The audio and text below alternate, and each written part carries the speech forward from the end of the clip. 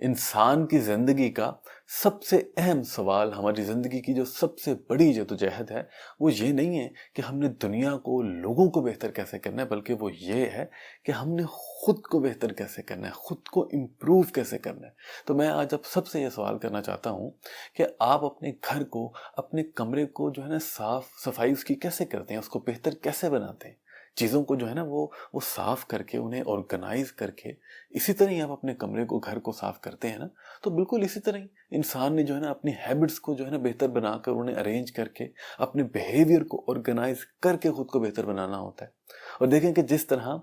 ऐसा नहीं है कि आप पूरा हफ्ता जो है ना वो बिल्कुल घर की सफाई ना करें, चीज़ों को जो है ना खुद भी चीज़ों को बखेरते रहें, अपने कपड़े इधर फेंक दें, दूसरी चीज़ों को भी हर जगह पर बखेर दें, और फिर हफ्ते के आखिरी दिन जो है ना आप सफाई करने लगें। इससे क्या होगा? एक तो जब आप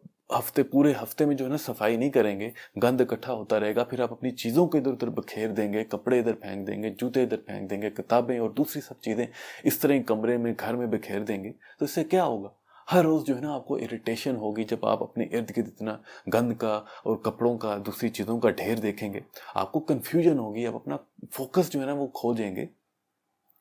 और फिर जब आखिरी दिन, आप एक दिन में ये सब कुछ सफाई करने लगेंगे, तो सफाई तो आप कर लेंगे, लेकिन आप कुछ ज़्यादा आगे का सोच नहीं सकेंगे, इम्प्रूवमेंट के बारे में नहीं सोच सकेंगे। आप उसी गंद को जो है ना इकट्ठा कर लें, उसी ढेर को समेट लें, वही बहुत बड़ी बात है। तो देखें, इसी तरह ही इंसान को भी जब आप खुद को बेहतर बनाना है ना, इम्प्रूव करना है, तो ये नहीं है कि आप जो है ना हफ्ता हफ्ता, महीना महीना जो है ना अपने बिल्कुल लेजी हो जाएं, अपनी हैबिट्स को, अपने बिहेवियर को बिल्कुल ऑर्गेनाइज ना करें, बिल्कुल उसके बारे में सोचें ना, बुरी बुरी आदतें पाल लें, और फिर हफ्ते बाद, महीने बाद आप कहें कि यार बहुत गलती हो गई है, मैंने अब ये नहीं करना, ये बहुत गलती है, मैंने ये सब गलत काम छोड़ देने। ऐसा नहीं करना। आपको अपनी हैबिट्स को जो है ना वो कंसिस्टेंट करना पड़ेगा। जिस तरह आप अपने कमरे को अगर रोज़ साफ करेंगे, रोज़ अपने कमरे के अंदर जो थोड़ा बहुत गंद बाहर से आ रहा है उसको साफ करेंगे, और फिर अपनी चीज़ों को,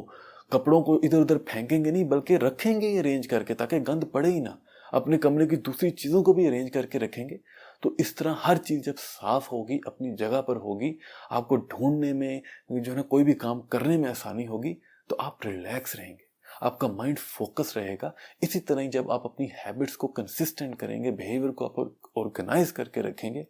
अपनी एक रूटीन बनाएंगे, चाहे जो मर्जी हो जाए, आप वक्त पर उठेंगे,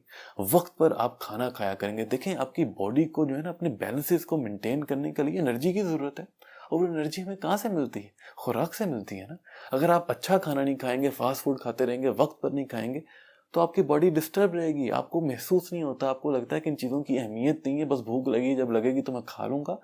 आपको ये समझ होनी चाहिए कि आपकी जब बॉडी, जब आप वक्त पर खाना नहीं खाएंगे, आपकी बॉडी इम्बैलेंस होगी, इससे आपकी टोटल जो डिसीजन मेकिंग है वो इफेक्ट होगी। तो इसलिए वक्त पर खाना खाना बहुत ज़्यादा ज़रूरी है। दिन में जो है ना वो अपना एक रूटीन बनाएं, और वक्त के मुताबिक खाना खाया करें, दिन में एक्सरसाइज लाजमी किया करें, और अपने जितने भी काम हैं वो वक्त पर किया करें। तो इस तरह क्या होगा कि जिस तरह अगर आप अपने कमरे को जो है ना साथ साथ साफ सफाई करके रखेंगे, तो आपको सुकून होगा अपने कमरे में आकर, आपको किसी तरह की इरिटेशन नहीं होगी, आपका जो है ना ओवरऑल जो है ना एक एनवायरनमेंट आपको अच्छी मिलेगी। तो इसी तरह ही अगर एक इंसान आगे बढ़ना चाहता है, खुद को बेहतर बनाना चाहता है, इम्प्रूव करना चाहता है, अपने गोल्स को, ड्रीम्स को फॉलो करना चाहता है, तो उसके लिए इंसान को एक एनवायरनमेंट चाहिए। और वो एनवायरनमेंट इंसान को कैसे मिलती है? जब वो अपनी हैबिट्स को, अपने बिहेवियर को ऑर्गेनाइज करके रखता है, जब वो अपनी एक रूटीन लेकर चलता है, चाहे जो मर्जी हो जाए, जो है ना वो लेजी नहीं होता, काम हो या ना हो, वो अपनी रूटीन को मेंटेन करके रखता है। इससे क्या होता है कि उसकी एनवायरनमेंट जो होती है ना, उसकी पूरी बॉडी जो होती है वो बड़ी बैलेंस्ड रहती है, उसके अंदर किसी तरह की कोई इरिटेशन नहीं होती, कोई कंफ्यूजन उसके अंदर पैदा नहीं होती, वो पॉजिटिव रहता है, मोटिवेटेड रहता है, और इस तरह वो अपनी ज़िंदगी के बारे में सोचता रहता है कि मैंने अपनी ज़िंदगी को बेहतर कैसे करना है, मैंने अपने अंदर इम्प्रूवमेंट किस तरह लानी। और ये तो हमारी बॉडी की इम्प्रूवमेंट्स की बात मैं कर रहा हूँ ना, कि अपनी हैबिट्स को, अपने बिहेवियर को जो है ना आप ऑर्गेनाइज करके, अपनी एक रूटीन बनाकर आप अपनी बॉडी बैलेंसेस को जो है ना मेंटेन करके रखेंगे। तो इसी तरह ही जिस तरह आप अपनी बॉडी को जो है ना मेंटेन करके रखते हैं, इसी तरह ही जो है ना आप अपने माइंड को जो भी जो है ना वो मेंटेन करके रखें। जिस तरह आपने अपने कमरे की सफाई करनी है, चीज़ों को ऑर्गेनाइज करके, उनको बेहतर तरीके से अरेंज करके, इसी तरह ही आपने अपने माइंड को जो है ना वो उसकी सफाई करनी है, उसको बेहतर बनाना है। माइंड की जो थॉट्स हैं, आइडियाज़ हैं, कॉन्सेप्ट्स हैं, उनको बेहतर तरीके से प्लेस करके, ऑर्गेनाइज करके। इंसान के माइंड का मेन जो है ना वो कंटेंशन तब पैदा होती है जब वो अपने आइडियाज़ को, अपने थॉट्स को जो है ना रैशनैलिटी के ऊपर प्रोसेस करने की बजाय इमोशंस के ऊपर, फीलिंग्स के ऊपर प्रोसेस करना शुरू कर दे। देखिए हमारा माइंड जो है ना वो एक थ्रेड्स की तरह होता है। अगर थ्रेड सारे कनेक्टेड हों तो फिर जो है ना माइंड के अंदर क्लैरिटी होती है, किसी तरह के कोई डिस्टॉर्टेड आइडियाज़, इल्यूजन्स पैदा नहीं होते। लेकिन जब थ्रेड्स सही तरह से कनेक्टेड ना हो, एक जोड़ हम यहाँ पर लगा दें, एक जोड़ हम यहाँ पर लगा दें, इससे मेरी मुराद ये है कि आप जो है ना फीलिंग्स के ऊपर, इमोशंस के ऊपर फैसला करने शुरू कर दें रैशनैलिटी की बजाय। रैशनैलिटी हमें कहती है कि हमने इंसाफ करना है, सच का साथ देना है, और दूसरी तरफ जो है ना हमारे जो है ना वो ख़ानदान के अंदर कोई मसला हो जाए, मुखालिफ ने जो है ना उसके साथ कोई हमारा इशू हो गया है और ज़्यादती हमारे ही जो है ना वो मेरे भाई ने कर दी है, मेरे कज़न ने कर दी है, मेरे मेरे करीबी दोस्त ने कर दी है, और दूसरी तरफ जो मेरा मुखालिफ है वो तो इंसाफ पर है, लेकिन क्योंकि वो मेरा मुखालिफ है और ये मेरा भाई है, ये मेरा करीबी, तो मैं अपने इमोशंस के ऊपर आके नहीं, मैं अपने भाई का साथ दूंगा, मैं अपनी फैमिली का साथ दूंगा, मैं अपनी बरादरी का साथ दूंगा। ये आपने रैशनैलिटी के ऊपर फैसला नहीं किया ना, आपने अपनी फीलिंग्स के ऊपर, इमोशंस के ऊपर फैसला कर दिया ना। अब आप इस पर चल पड़े और आपने खुद को जो है ना चला लिया। अब खुद के ऊपर तो जोर नहीं चलता, अब आप चल पड़े हैं तो चल पड़े, लेकिन फिर क्या होगा, आप ये कर तो लेंगे, लेकिन क्योंकि आपके माइंड के अंदर जो है ना वो थ्रेड सही तरह से मैच नहीं हो रही। एक दफ़ा आपका माइंड आपको कह रहा है कि आपने रैशनैलिटी के ऊपर चलना है, आपने इंसाफ करना है, सच के ऊपर चलना है, और दूसरी तरफ आपका माइंड कहेगा कि आपने किया क्या, अमली तौर पर आपने तो उस पर अमल किया नहीं है। तो फिर आप उसको जितना मर्जी दबाने की कोशिश करें, आपका माइंड के अंदर कंफ्यूजन तो पैदा होगी, आप जो है ना वो गिल्ट फील तो करेंगे।